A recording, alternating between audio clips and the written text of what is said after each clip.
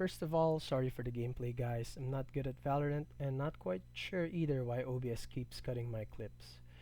But to start, you've seen the headlines already. On February 28, 2026, the US and Israel launched Operation Epic Fury. This wasn't just a small strike, it was a massive air campaign hitting Iran's nuclear sites. In response, Iran didn't just fire back with missiles, they effectively shut down the Strait of Hormuz. This is the world's most critical oil lane.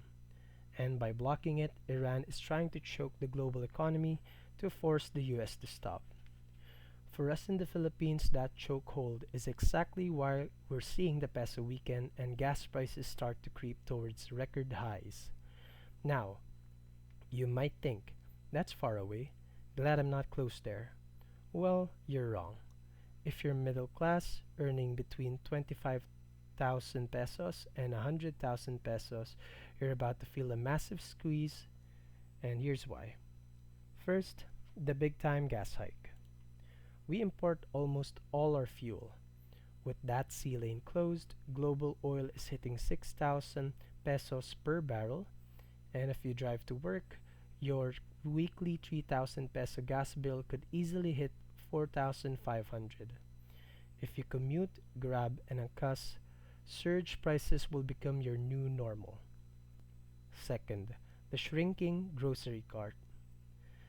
Everything in the supermarket is delivered by trucks. If diesel is expensive, rice and meat prices go up. Your 5,000 peso weekly grocery budget will simply buy less. You'll find yourself skipping the extras, the branded coffee, or the weekend dinners just to pay for the basics. Then there's the 61 peso dollar. In a war, the US dollar becomes the safest currency, which makes our peso weaker. We're already seeing it push towards 60 pesos to 63 pesos.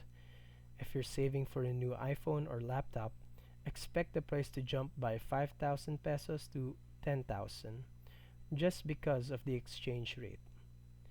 Even that Japan or Korea trip you planned, between fuel surcharges and the weak peso, most family will have to cancel. Finally, the loan trap.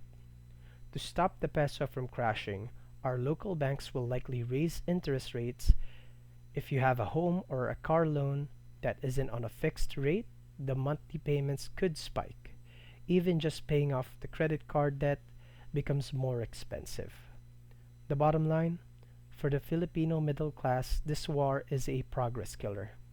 You aren't losing your job, but your 60,000 salary suddenly feels like 45,000. You're working the same hours for a life that just got a lot more expensive. And what's my strategy to keep my head afloat? Well, you'll see us couch rotting for the next few months, and we're also going to meal prep to avoid eating out and save every peso we get. My fiance and I are increasing our pledged savings just to stay on top of the price surges. We'll also continue to dollar cost average every time our salaries come in. I'll be keeping an eye out to see if the government mandates a work from home setup for workers and students. If that happens, I might invest in telecom stocks. And yeah, that would be it. See you in the next one.